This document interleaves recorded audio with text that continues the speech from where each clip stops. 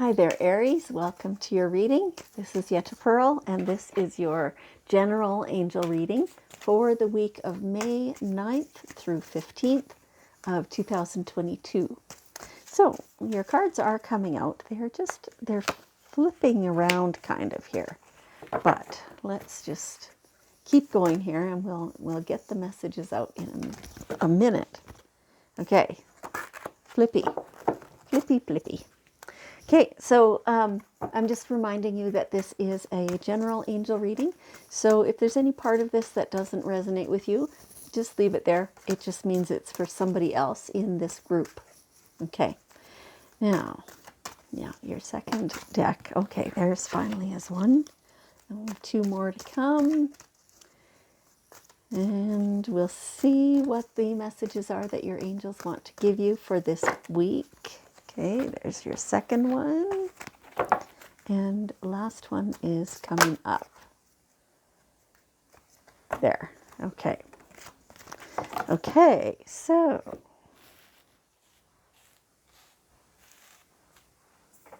this looks really good. Looks really good. What a beautiful week for you. So there's something going on that you have the power to just, take charge of it. Nobody else seems willing to. And even there's some of you are saying, okay, but it's not really mine to take charge of. Okay, but you can without harming anybody or anything. And like, you don't have to be like steamroller. I mean, you can just say, well, this is what I'm thinking. And people are like, they're going to leap upon that because it's like nobody else wanted to be the first one to speak, even though there is no harm in being the first one to speak. You can handle that. I mean, just say it. Just say it. And say it like exactly what you mean. Don't beat around the bush. Don't try and soften it for anybody, because that only, like, it's like that's harmful if you do that to somebody else. That would be injurious to somebody else. Just say what you're thinking. If somebody doesn't want that, then that gives them the opportunity to also speak. Right? Everybody is just kind of feeling hesitant to be the first one to say anything. And so the first one who does say anything is going to be the icebreaker. Your idea, what you think is the way may not be the one that's acted upon, but that's okay. Right? Just get it going, get the conversation flowing. Okay. And you're ideal to be that one, just because like stuff doesn't stick to you, right? Like, if you're the first one to speak and you say, okay, well, this is what I'm thinking it is. You probably are not really, really invested in that idea. You're not glomming right onto it and refusing to let go. So when, other people then might say, oh, okay, well, I get that, but I was thinking this other thing. Somebody else says, oh, I was thinking this other thing. And so the decision, how it turns out may not be your idea, but you won't care. Right? So there's no harm to you at all in any way. So just be the one to speak, break the ice. Okay. Yeah, and it leads to serenity for you when you can be like that, when you're not so attached to what you're saying and thinking and your ideas, and your peace of mind is not dependent upon other people liking you or your ideas. And so you have this, it is a serenity, but it's brought about by knowing who you are.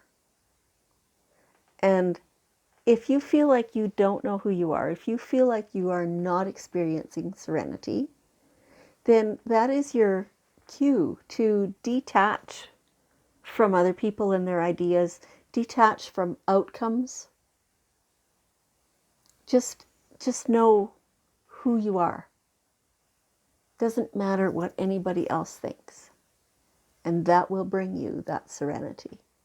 Some of you already have it. You're there. Okay. Now, it's time. It's that time of year. Spring is here. Things are growing. It's getting lush. It's getting much warmer out, depending where you live, of course, right? I'm basing those words upon where I live. But no matter what, it is spring, right? And so get out into nature and just spend time out there. Like sit on the ground, even though your bum's going to get wet, right? So who cares if your bum gets wet? Just walk around a little longer afterwards then to let it dry before you get back in your vehicle or whatever, right? And when you're outside, really notice what's going on. Like, are there insects crawling beside you? They don't harm you at all. You don't have to interfere with them. Just they're just there. And the breeze and the trees and the leaves and the birds and the water and oh my gosh, it's just so refreshing and just breathing deep and everything's growing and it's this brand new lease on life. And it just feels so invigorating as well as so grounding, right? That you can just let anything drain from you into Mother Earth. Beautiful. Like that is amazing that we have the ability to do that, to get rid of a lot of the stuff, the questions, the clutter, right? In your mind, in your life. You can just give that to Mother Earth and she transmutes it. It becomes neutral. It's a non-issue. Spend more time in nature. You need that. That's a very calming influence. It's that grounding. It does feel like you need grounding, for sure. And you don't have to go outside to do that, but it helps. It's a lot easier to do when you're outside. So yeah, spend more time with nature. And the rest of this reading is really, really good. Okay, we're going to go this direction first. Choose peace. In the same thing that we were talking about at the beginning, that when you speak first, then, you're not attached to whether yours is the one that's the deciding factor or whatever. Let that be fine. Let that be fine. You're looking for the serenity. So instead of arguing with anybody over anything, just choose peace. If somebody really wants to do whatever and you thought it was going to be some other way, go along with what they're saying and you can still do it the way you thought of on your own time, like at a different time, right? It's not neglecting you. This is not negating you or your thoughts or your ideas in any way. Your ideas, your thoughts, your spoken word, everything is just as valid as anybody else.